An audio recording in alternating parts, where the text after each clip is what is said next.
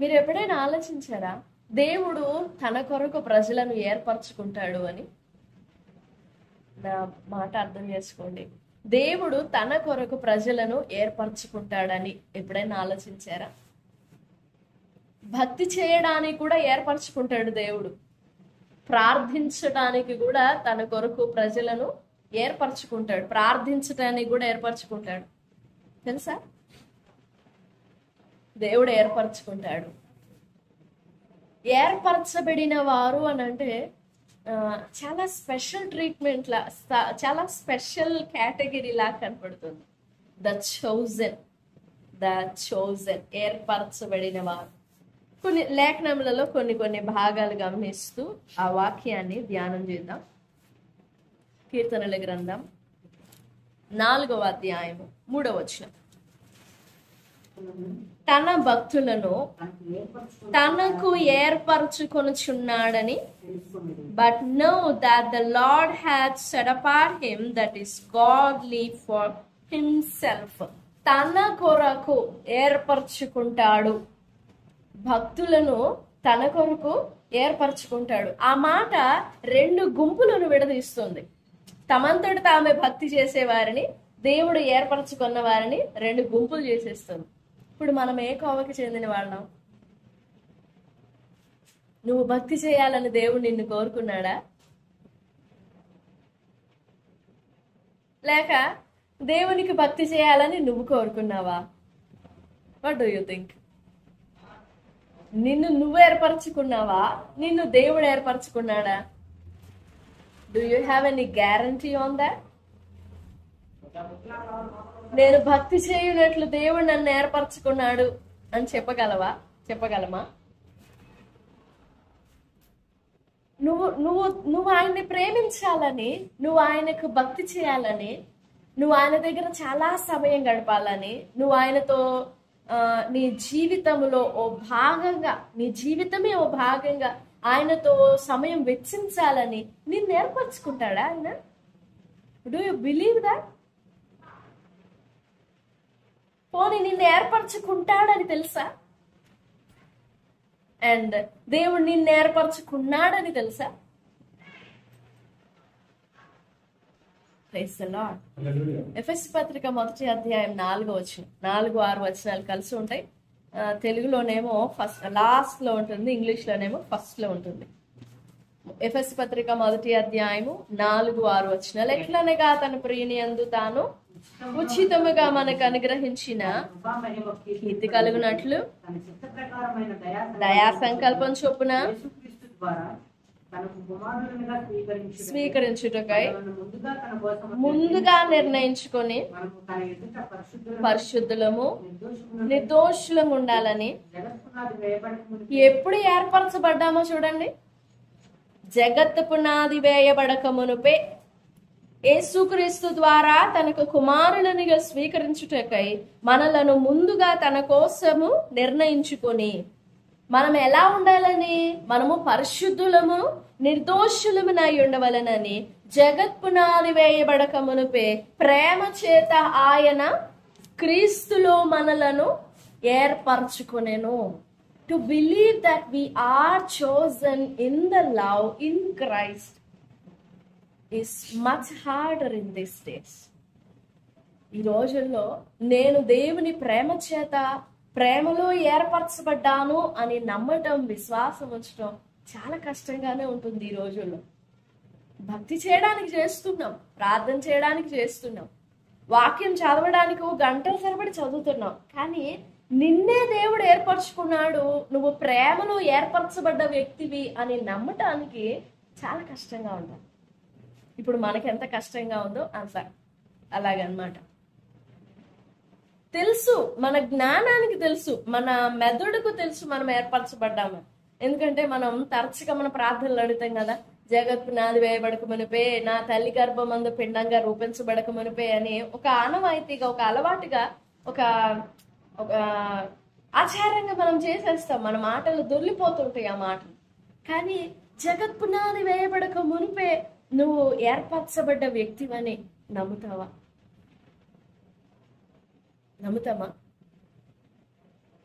నమ్మితే స్తోత్రం చెప్పండి. నమ్మగలమా? జగత్పునాది వేయబడకు మునుపే తల్లి గర్భమందు పిండముగా సహితం రూపించబడకు మునుపే. తల్లి గర్భంలో పిండం ఎప్పుడు పడుతుందో తల్లికి కూడా తెలియదు. తల్లికి కూడా తెలియదు, తెలుసా? తెలీదు. ఓ ఎప్పుడో 3 నెలలో 4 నెలలో ఎప్పుడో తెలుస్తుంది. But he knows the time when he is going to put you in that womb. ఆ గ్రహింపే ఆశ్చర్యం. దేవుడు నన్ను ఏర్పరచుకున్నాడు అనే గ్రహింపే ఆశ్చర్యం. క్రైస్తవులముగా ఎన్నో ఏండ్ల అనుభవం ఉండి ఉండొచ్చు, కానీ ఈ గ్రహింపు యొక్క పరిచయం మాత్రం చాలా మందిలో ఉండదు, చాలా కొద్ది మందిలోనే ఉంటుంది. నిజంగా నువ్వు నేను ఏర్పరచబడిన వారు. We are the chosen. We are the chosen. నువ్వు ఏర్పరచబడ్డ వ్యక్తివి. నువ్వు దేవుణ్ణి ప్రేమించాలని ఏర్పరచబడ్డావు. నువ్వు దేవునికి భక్తి చేయాలని ఏర్పరచబడ్డావు. నువ్వు దేవుని యందు విశ్వాసం ఉంచాలని ఏర్పరచబడ్డావు. నువ్వు ఒక ఉద్దేశం కోసం ఏర్పరచబడ్డావు. 41వ అధ్యాయం యెషయా గ్రంథంలో అక్కడ మరో చక్కని మాట ఉంటుంది చూడండి. అసలు ఇంకా నెగోషియేషన్ కి, డౌట్స్ కి ఎలాంటి తావు ఇవ్వకుండా మాట్లాడతాడు దేవుడు. 41వ అధ్యాయం 9-10 వచనాలు. 8 కూడా చదవండి. నా సేవకుడైన ఇశ్రాయేలు, నేనేర్పరచుకొనిన యాకోబు, నా స్నేహితుడైన అబ్రాహాము సంతానమా, బూదిగంతముల నుండి నేను పట్టుకొని దాని కొనల నుండి పిలుచుకొనిన వాడా, నీవు నా దాసుడువనియు. ఆ మాట చదవండి తర్వాత. నేను నిన్ను ఉపేక్షింపక ఏర్పరచుకొంటిని. ఉపేక్షింపక అంటే నేను నిన్ను ఏర్పరచుకొంటిని అంటే చాలు. నేను నిన్ను ఉపేక్షింపక ఏర్పరచుకొంటిని అంటే ద స్ట్రెస్. ఉపేక్షింపక. But thou, Israel, art my servant, Jacob, whom I have chosen, the seed of Abraham, my friend, thou whom I have taken from the ends of the earth, and called thee from the chief men thereof, and said unto thee, thou art my servant. I have chosen thee, and not cast thee away. నిన్ను విసర్జింపక ఏర్పరచుకుంటుని, నిన్ను ఉపేక్షింపక ఏర్పరచుకుంటేనే. ఇంకా నన్ను కాదులే దేవుడు ఏర్పరచుకునింది అని నువ్వు తప్పిపోవడానికి, నిన్ను miss చేసుకునే అవకాశం లేదు, ఉపేక్షించుకునే అవకాశం లేదు. నిన్ను నీవు ఉపేక్షించుకోవడానికి లేదు, దేవుడు నిన్ను ఉపేక్షించడానికి లేదు. ఉపేక్షింపక నిన్ను ఏర్పరచుకుంటుననియో. నేనేర్పరచుకొనిన యాకోబు, నా స్నేహితుడైన అబ్రాహాము సంతానమా, బూదిగంతముల నుండి, దాని కొనల నుండి, ఆ అంచుల నుండి నేను పిలుచుకొనిన వాడా, నేను ఏర్పరచుకున్నాను. నో దాట్, అది తెలుసుకో.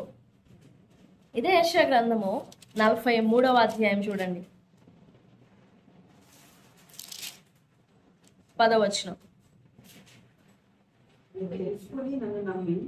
నేనే ఆయనను గ్రహించినట్లు ఏదును నేను ఏర్పరచుకొని నా సేవకులను సాక్షులు. మరలా మొదటి నుంచి చదవండి. మీరు తెలుసుకొని నన్ను నమ్మి నేనే ఆయననని గ్రహించినట్లు మిమ్మల్ని ఏర్పరచుకున్నాను. ఎందుకు ఏర్పరచుకున్నాను? నన్ను తెలుసుకొని నేనే ఆయననని గ్రహించాలి మీరు. 44వ అధ్యాయం 2వ వచనం. నిన్ను సృష్టించి గర్భములో నిన్ను నిర్మించి నీకు సహాయము చేయువాడైన యెహోవా ఇలాగ సెలవిచ్చున్నాడు, నా సేవకుడవగు యాకోబు, నేను ఏర్పరచుకొనిన యెషూరును, భయపడకుము. మనం ఏర్పరచబడిన వంశం అండి. ఏదో చీట్లు వేసినప్పుడు, చీట్లు వేస్తారు తెలుసా, ఒక 20 కాగితాలు పట్టేసుకొని 20 పేర్లు రాసి, ఇప్పుడు మనం ఇక్కడ ఉన్నాం కదా, మన చీట్లన్నీ రాసేసి ఒక డబ్బాలో వేసేసి ఇట్లా ఇట్లా కదిలించి దాంట్లో వచ్చిన ఒక పేరు తీసి అట్లా చాయిస్ అన్నమాట. లక్ అంటారు చూసారా, అదృష్టం. అలా అదృష్టశావత్తు పిలువబడిన వాళ్ళం కాదు మనం. ఏదో లక్, బై లక్ నాకు ఈ ఛాన్స్ దొరికింది, ఏ జన్మలో చేసుకున్న పుణ్యమో కదా. అలా కాదు మనం దేవుని దగ్గరకు వచ్చింది, అలా కాదు మనం దేవుణ్ణి విశ్వసించింది. దేవుని చేత ఏర్పరచబడిన వారం. 1 పేతురు పత్రిక 2వ అధ్యాయం 9వ వచనం చూడండి.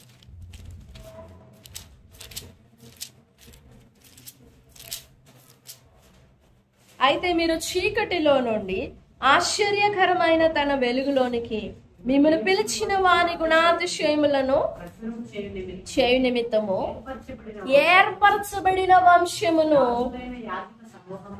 ఏ వంశము మనము? ఏర్పరచబడిన, the chosen generation. But you are a chosen generation, a royal priesthood and holy nation, a peculiar people. ఎంత ప్రఖ్యాతి మనకి, ఎంత ఘనమైన పేరు మనకి. ఏర్పరచబడిన వంశమును. కాకపోతే మనం దాన్ని గ్రహించం. That we have that position. మనకి ఆ పర్మనెంట్ పిలుపు, పర్మనెంట్ ఉంది అని గ్రహించినప్పుడు మన విశ్వాసం కానీ మన భక్తి కానీ మార్పులు ఉంటాయి. మన ప్రేమలో కానీ మార్పు చేర్పులు ఉంటాయి. ఏదో టెంపరీ అనుకున్నప్పుడు, టెంపరీ అన్నప్పుడు ఏం చేస్తాం? ఏదో ఆ సమయానికి సరిపడినవేవో పట్టుకుంటాం. అదే పర్మనెంట్ అంటే ఇంకా శాశ్వతంగా, ఇంకా అది మన సొత్తు, ఇంకా అది మన స్వాస్థ్యం అని అంటే ఇల్లే ఉందండి. టెంపరీ ఇంటికి, అద్దె ఇంటికి, సొంత ఇంటికి తేడా ఉంటుందా? తేడా ఉంటుందా? సొంత ఇంటికి అద్దె ఇంటికి ఎంత తేడా ఉంటది? మన హృదయంలో ఉంటుంది ఆ తేడా. ఆ ఇంట్లో అన్నీ ఉండని, ఆ ఇంట్లో ఎంతమంది నీ బంధువులు, నిన్ను ప్రేమించేవారు ఎంతమంది వచ్చి నీతో కలిసి మాట్లాడుతున్నా గానీ ఎప్పటికైనా నీ హృదయపు లోతుల్లో ఒక ఫీలింగ్ ఉంటుంది, దిస్ ఇస్ నాట్ మైండ్, నాది కాదు ఇది, నాకు కూడా ఒకటి ఉంటే బాగుండు అనిపిస్తుంది. అదే సొంత ఇల్లు అనుకోండి, రేకులు ఉన్నా లేకపోయినా, పైన కప్పున్నా లేకపోయినా, ఆ బిలాంగింగ్, ఆ భావన అది వేరుగా ఉంటది. ఆ భావనలో ఆ సొంత ఇంటిలో పచ్చడి మెతుకులు తిన్నా గానీ తృప్తే అంటారు. అద్దెంట్లో ఎంత పలావులు బిర్యానీలు తిన్నా, సొంత ఇంటిలో పచ్చడి మెతుకులు తిన్నా గానీ తృప్తి అంటారు. భక్తి జీవితంలో కూడా అంతే. ఇప్పుడు చాలా మంది విశ్వాసులు అనబడిన వారు, క్రైస్తవులు అనబడిన వారు ఎంతో మంది భక్తి చేస్తున్నారు. మన కంటిలో చాలా మంది కనపడతా ఉంటారు, చాలా మంది మనకు ఎదురవుతూ ఉంటారు. వాళ్ళలో 2 గుంపులు ఉంటాయి. ఏర్పరచబడిన వారిగా భక్తి చేసేవారు, టెంపరీగా భక్తి చేసేవారు ఉంటారు. 2 గుంపులు ఉంటాయి. ఏర్పరచబడిన వారి భక్తి వేరుగా ఉంటది. వాళ్ళ విశ్వాసం గాని, వాళ్ళ ప్రేమ గాని, వాళ్ళ జీవితంలో వారు ఇద్దరికి శ్రమలు వస్తాయి. ఏర్పరచబడిన వారికి వస్తాయి, వీరికి వస్తాయి. 2 గుంపులు వారికి వస్తాయి శ్రమలు. కానీ ఈ శ్రమలను ఎదుర్కొనే తీరు వేరుగా ఉంటది. నా మాటలు మీకు అర్థమవుతున్నాయా? దేవుడు ఏర్పరచుకునే భాగ్యము అందరికి దొరకదు. 1 సమూయేలు గ్రంథంలో ఒక మాట చూడండి. ఆ పదం చదవడానికి చాలా భయంకరంగా, బాధగా ఉంటుంది. 1 సమూయేలు గ్రంథం 16వ అధ్యాయము 8, 9, 10. యెష్షయి అబీనాదాబును పిలిచి సమూయేలు ఎదుటికి అతని రప్పింపగా అతడు యెహోవా ఇతని కోరుకొనలేదు. ఎవరిని? అబీనాదాబుని. ముఖం మీదనే, you are not the chosen one, నేను నిన్ను ఏర్పరచుకోలేదు, నేను నిన్ను కోరుకొనలేదు, గో అసైడ్, వెళ్ళిపో, పక్కకి వెళ్ళిపో, గెట్ అవుట్. 2, 9వ వచనం. అప్పుడు యెష్షయి షమ్మాను పిలువగా మరలా ఏమన్నారు? మరి ముఖం మీదనే అలా చెప్పాలా? అదెంత బాధ. బయట మనుషులు ఎవరైనా నువ్వు నాకు నచ్చలేదు అంటే ఎలా ఉంటది? దట్ బ్రేక్స్ అవర్ హార్ట్ కదా. మరి దేవుడు ఆ మాట అంటే నేను నిన్ను కోరుకోలేదు, నేను నిన్ను ఏర్పరచుకోలేదు, గెట్ అవుట్ అంటే మరలా క్రింద 10వ వచనం. యెష్షయి తన 7 కుమారులను సమూయేలు ఎదుటికి పిలువగా సమూయేలు యెహోవా వీరిని none of them are chosen. తర్వాత 16వ అధ్యాయము 12వ వచనం. అతడు వాని పిలువనంపించి లోపలికి తోడుకొని వచ్చెను. అతడు ఎర్రని వాడును, చక్కని నేత్రములు గలవాడును, చూచుటకు సుందరమైన వాడునయ్యుండెను. అతడు రాగానే నేను కోరుకున్నవాడు ఇతడే. మిగిలిన వాళ్ళు ఎంతమంది ఉన్నారు పక్కన? 7 ఉన్నారు. 7 వరుసగా పిలిచి సమూయేలు ఎదుట నిలబెట్టాడు.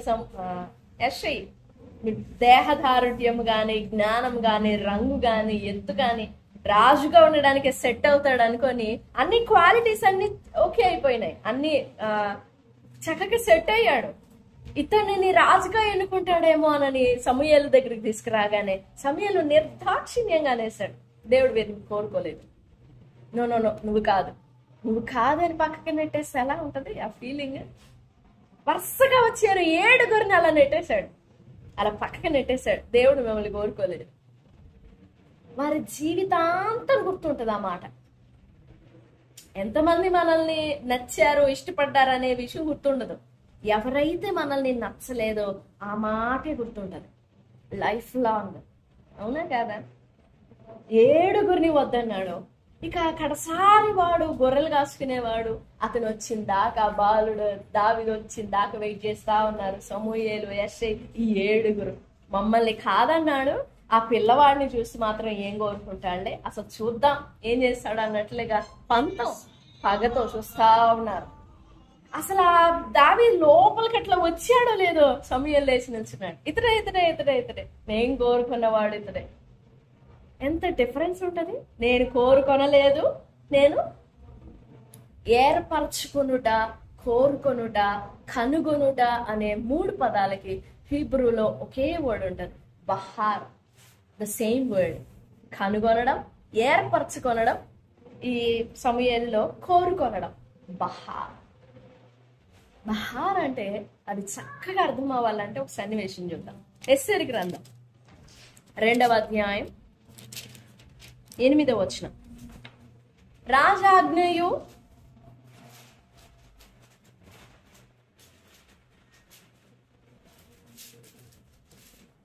అతని నిర్ణయమును ప్రచురము చేయబడి, ఎస్తేరు గ్రంథం 2వ అధ్యాయం 8వ వచనం. కన్యకులు అనేకులు షూషను కోటకు పోగు చేయబడి హేగే వశమునకు అప్పగింపబడగా, ఎస్తేరును రాజు యొక్క నగరునకు తేబడి స్త్రీలను కాయు హేగే వశమునకు అప్పగింపబడెను. నెక్స్ట్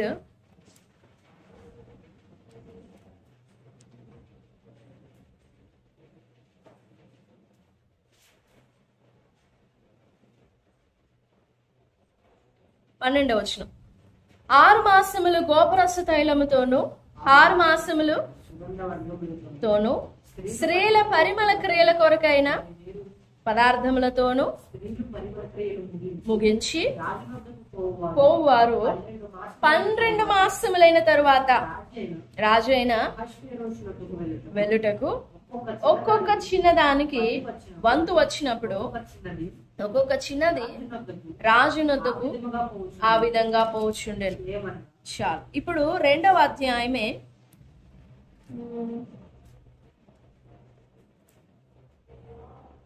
3వ వచనం. అందునిమిత్తము సౌందర్యవతులైన కన్యకలందరినీ సమకూర్చి షూషను కోట అంతఃపురమునకు చేర్చి స్త్రీలకు కాపరియగు రాజు యొక్క నపుంసకుడగు హేగే వశమునకు అప్పగించినట్లు రాజు తన రాజ్యం యొక్క సంస్థానములన్నింటిలో పరిచారకులను నియమించునుగాక. ఎక్కడెక్కడి నుంచి రావాలి కన్యకలు? రాజైన అహష్వేరోషు కాలంలో ఎక్కడెక్కడి నుంచి రావాలి? ఎన్ని దేశాల నుండి రావాలి? 127 దేశాలంతా. వష్టికి బదులుగా ఒక అమ్మాయిని రాణిగా చేయాలి. ఎంతమందిని? ఒక్కరిని. మరి ఒక్కరిని వెతకడానికి 127 సంస్థానాలు కావాలా? అదంతా ఆ ప్రాసెస్ అంతా కూడా ద లార్డ్స్ ప్రొవిడెన్స్. ఎందుకు అని అంటే 127 సంస్థానాల నుండి కన్యలైన వాళ్ళందరినీ తీసుకువచ్చి దేవుడు తన చాయిస్ ని ప్రూవ్ చేయాలి అక్కడ.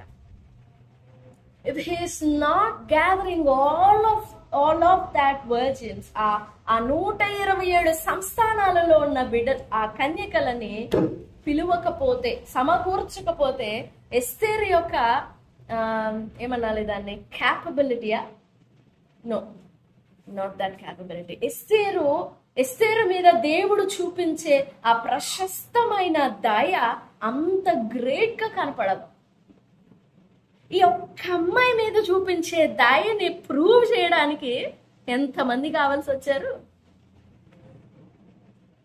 ఇప్పుడు ఎస్తేరు వెళ్దాం, ఆ 12 మాసాలు ఏదో శుద్ధీకరణ అంటే కదా చేద్దాం, అనాథ, దిక్కులేని బిడ్డ, తల్లిదండ్రులు లేరు, అబీహాయిల కుమార్తె, బెన్యామీను గోత్రం.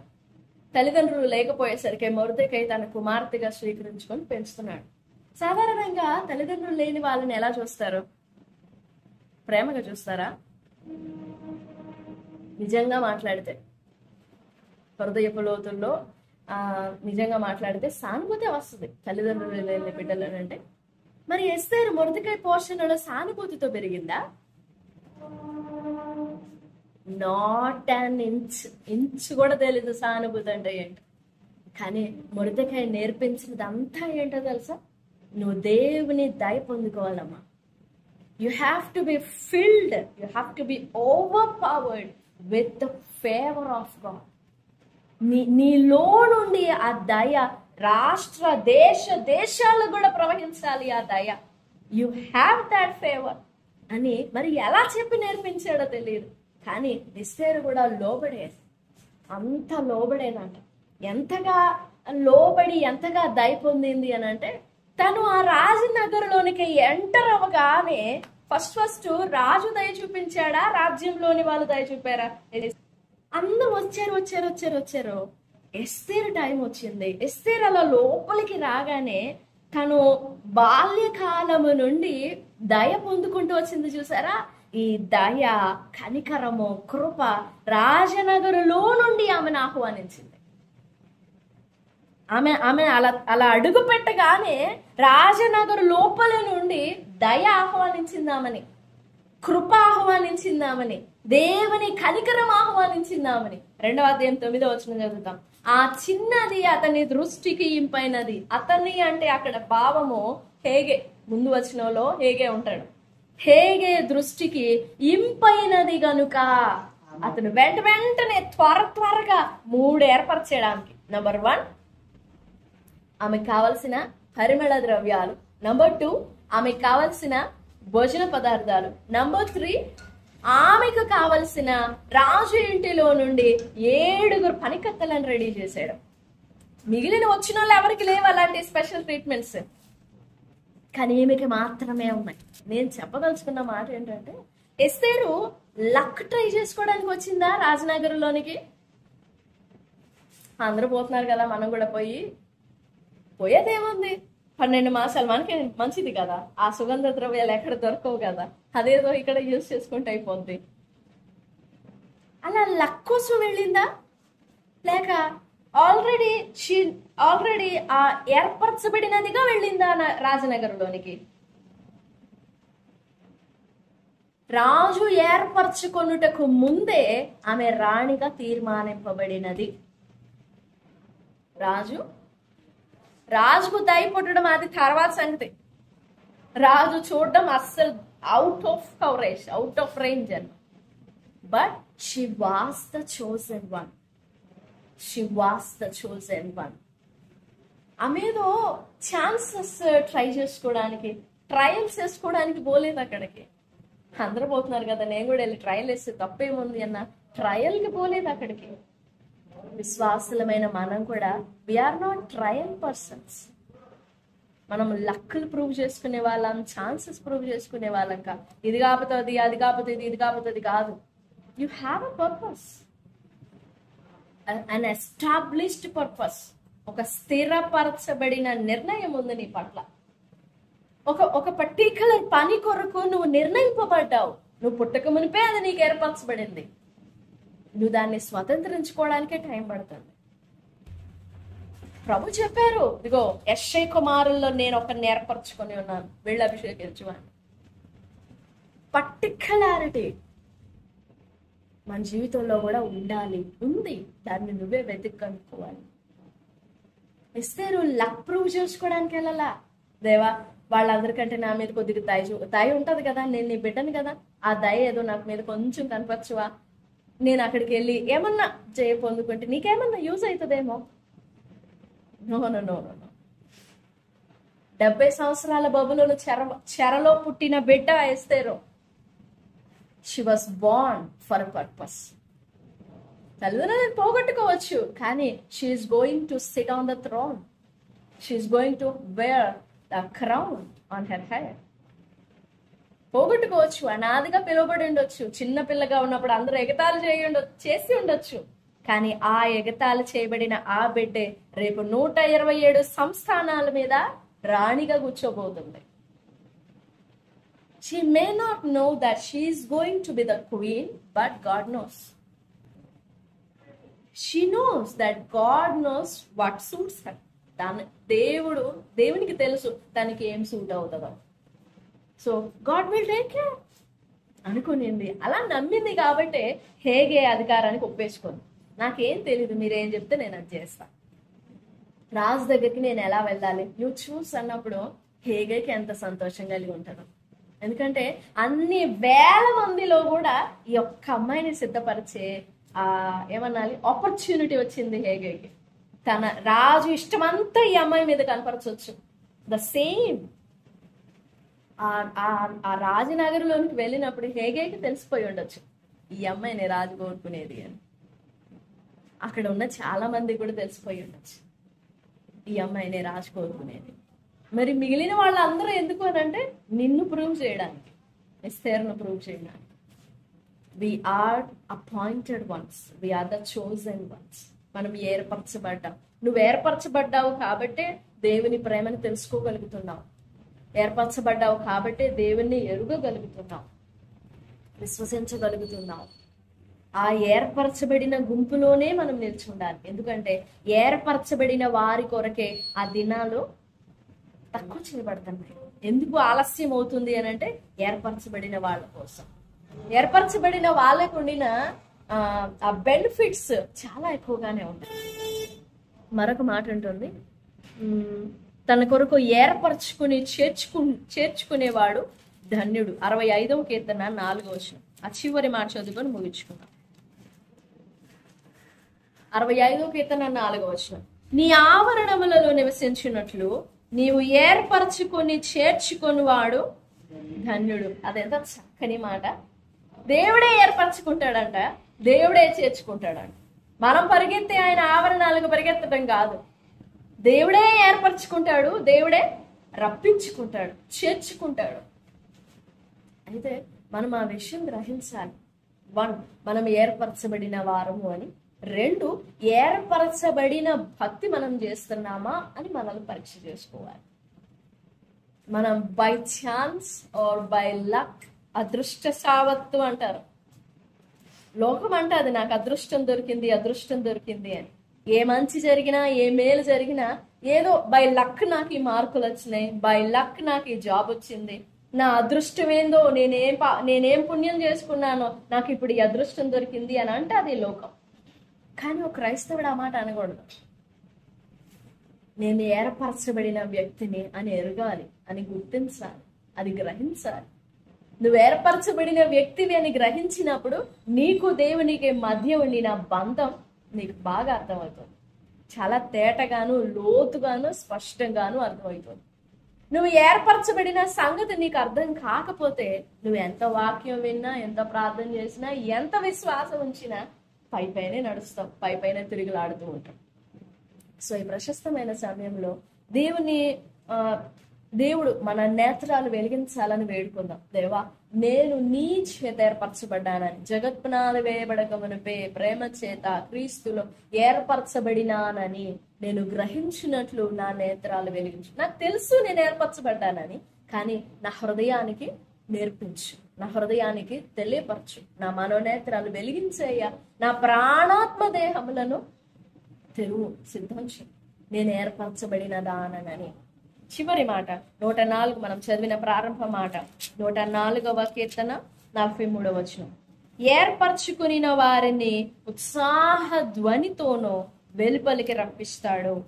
43, ఆయన తన ప్రజలను సంతోషముతోనూ తను ఏర్పరచుకొనిన వారిని ఉత్సాహధ్వనితోనూ వెలుపలికి రప్పించెను.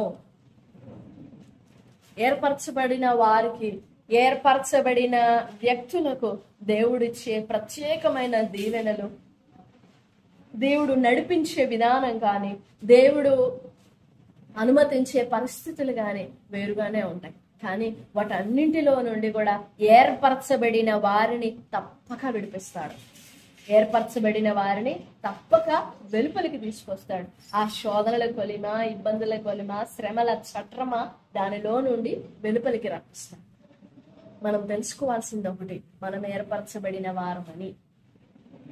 ప్రభు సన్నిధిలో వేడుకున్నాం, దేవా నా మనోనేత్రాలు వెలిగించు, నన్ను ఆ కృపలోనికి నడిపించని ప్రభు సన్నిధిలో వేడుకుందాం. ప్రభు సహాయపడతారు.